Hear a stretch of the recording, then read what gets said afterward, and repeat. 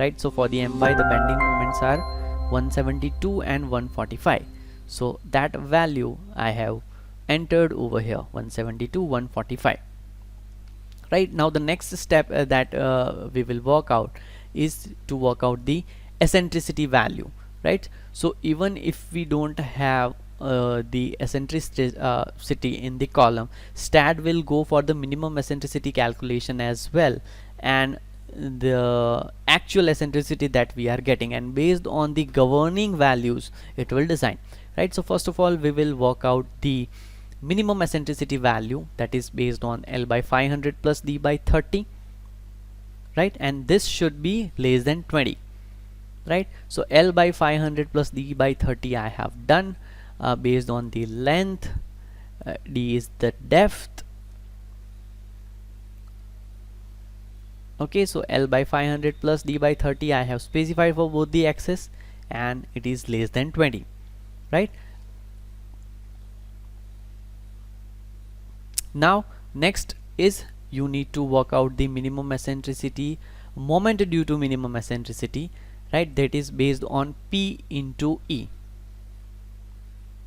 Okay, so I just simply put it the axial load into eccentricity value, okay, and convert it into meter, right? So I hope you are getting minimum eccentricity value. If I'll show you the calculation, I have developed the calculation as well over here for your understanding. See, we have calculated this L by 500 plus D by 30. We are getting the minimum eccentricity value, E value. Now as we are getting the value less than 20, the minimum eccentricity that we are considering based on axial load is load into minimum eccentricity value. Okay, so 9.6 that we are getting. So here is the moments due to minimum eccentricity, right? So the segment which Staad has shown over here, I hope you are correlating this now. Got it? 9.6 we are getting. Now the design moments are based on this two, means we are comparing these values, the critical one, out of this whichever is critical moment which we have received from the Staad results, plus the minimum eccentricity value moments, out of this whichever is critical we are highlighting this, and we will design for that particular value, right? So for this particular axis which I talk for the Z axis and for the other axis Y axis, right? So here as well I have consider moment at start and the minimum eccentricity moments, right? So out of this three, the critical moment is 172. So we will calculate the EST required now based on this 172 moments. So for your understanding, I'll just quickly give you a brief again how Staad is calculating. So we will work out the moment values for three values: moment at start, moment at end from the Staad results. Also we are calculating moment due to minimum eccentricity. Now we will compare this moment. Staad is also doing the same, and out of whichever is the critical it is considering for the design as a design moment, and that's why it is written over here: initial moment, moments due to minimum eccentricity, moments due to slenderness effect, and out of this whichever is critical it is considering that as an design moment, right? So ultimately I have done the same. Out of this three, the critical one is 9.6, and here out of this three, the critical one is 172, right? So the design moment will be based on this 172.76, and based on that we will work out the AST required utilizing the equation. Now see, we will work out the values. You can go with the conventional method which is already specified in your design example books. You can refer any good design RCC design books to work out the reinforcement, but here for the quick understanding we will follow the SP16 chart values, right? Okay, now to work out this, first of all you need values for the SP16 chart, okay, that is PU upon FCKBD and MU upon FCKBD square. So we have to work out these values manually first, and based on that we will look into the chart, right? If I have, I'll show you the chart. Let me just show you the chart over here quickly. See, this is the SP16 chart, reinforced concrete detailing IS 456, and here we have several charts, right, based on the grade of concrete, steel and steel grade, right? It has provided certain values, so you need to look into the chart. Right, now let's understand this particular calculation quickly manually. Here I have already worked out for you. So first of all, using the larger of the design moment value, we will now work out the PU upon FCK BD value. If I work out this value, I am getting the results as 0.40 and MU upon FCK BD square as 0.115. So this is my detailed calculation, right? The axial load, FCK is the grade of concrete, width and depth. It is pretty simple, right? Similarly, I will work out this particular value as well. MU upon FCK BD square, MU is 172.76. I have converted this into Newton. FCK grade of concrete, B into D square, right? It is pretty simple. So based on 0.144 and 0.155, we will work out the P value from the charts. Now see, in the chart actually we need to work out these two values and D dash by D value as well. Okay, so this two we have understood. Now for D dash by D we are getting as 0.17. Okay, now here one important thing you need to keep in mind is that you need to consider overall D value based on the moment which is perpendicular to your width, right? So ultimately right now 172 is my moment which we have worked out, and for this particular moment consider D based on the your width. So that's why I have considered this effective depth D 350. Okay,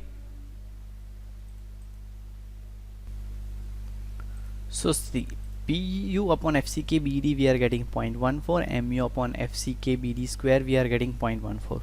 So for these two values in chart you need to look with respect to D dash by D. Okay, now here in the chart, see, we have two categories of chart, D dash by D for 0.50 and D dash by D for 0.20, and here we are getting as 0.17, right? So you can work out the values from both the charts, and you can go with the interpolation. There will be a slight difference, nothing else. So let's say if we go with this first chart, D dash by D 0.15, so for this 0.15 and value as PU upon FCK, that you need to look for 0.14, 0.14, and MU upon FCK BD square as again 0.14. So it will come somewhere around here, and with respect to this curve you need to take care that value. Okay, so I am writing for the first case D dash by DS 15. If we go with the 0.15, the value coming as 0.1, right? Similarly you can check out for the D dash by D as 0.20, right? And for that case as well we are getting some value over here. So ultimately my D dash by D is 0.17, so I have just interpolated this value over here as 0.118.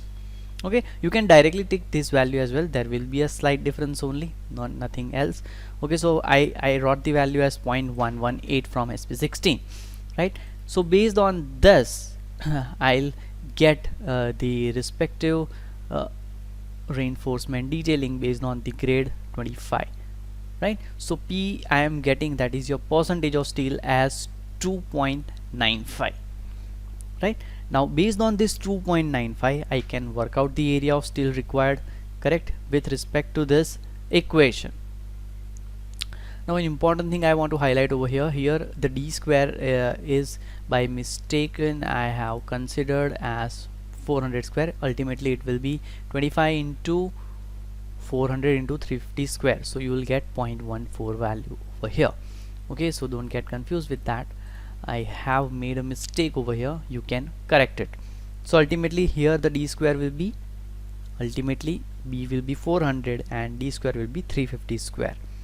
Hope this is clear. You can correct this, right? Ultimately for 2.95, if I work out the AS value, that is your required steel, it will be 4130 mm square. Alright, so that is what we are getting over here, right? So this is based on the AST required. Okay, now for this particular reinforcement detailing, you can work out the number of bar as well, right? It is pretty simple. So if I work out the round off value, number of 20 mm bar required based on pi by 4 d square single bar element area, I will require 13 number of bars. So let's say we will provide 16 on 4 phase equally, right? So number of 20 mm bar provided equally on 4 phase will be 16, right? So this will be my provided AST based on number of diameters, and again I can calculate the steel provided, that is 3.59. I am just reversing the calculation. Earlier what we have done, we have worked out the required AST. Now based on required AST we will provide number of bars, and based on the number of bars I am again calculating the AST provided. So that 3.59 is the provided percentage of steel.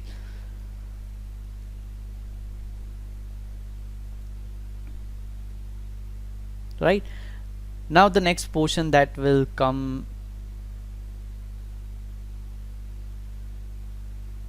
as the workout, the axial. Now the next portion that you need to work out is the axial load capacity, right, based on the equation for the PUZ. So we can calculate with these two values for the required as well as for the provided segment as well over here.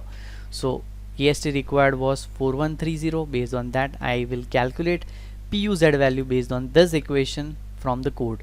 Similarly for the provided steel I will work out the PUZ again.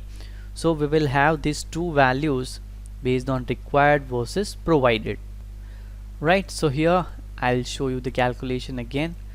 Based on the required steel we will utilize this equation, 0.4 FCK we know, area of concrete we know, 0.67 FY ASC. So you can work out the PUZ value for the required steel. Similarly you can work out PUZ value for the provided steel, right? It is pretty simple. Okay, so now in the similar manner you can work out a design moment as well, right? So for this particular required steel, based on this you can rearrange the moment values as well, right? And on the same manner we are rearranging the moment mu value based on 5026 mm square provided steel, right? So you can recalculate this mu value as well that we have calculated. Now the same you can check out over here, right? So again from the chart you need to work out d dash by d, right? D dash by d you need to work out pu upon fck bd. Same way you can work out, right, pu upon fck bd for this particular load. Again for the other axis, whatever the load we have. Similarly mu you have already calculated, you will calculate this based on mu upon fck bd square, right? So ultimately based upon d dash by d and pu upon fck you can work out mu upon fck bd square, right? And once you enter this value you will get the moment value for both the axes, right? So this is the calculation design moment based on AST required. We have reverse calculated. Similarly you can calculate design moment based on the provided steel, right? So the value 217 and 245, that's what we have calculated over here, right? Now if you don't remember the equation, for your understanding I have pasted a clause over here, right, for which we are calculating the pu value and pu upon puz ratio, right? And based on this the combined equation will be something like this, and that combined ratio for this particular interaction ratio should be less than 0.9, right? So you can work out the mu value for this particular moment based on required versus provided AST, and based on that you have all the values, right? You have worked out mu x, mu x1, mu y, mu y1, and similarly you can check out the interaction ratio as well, right? So you can cross validate that interaction ratio. Let me just show you over here,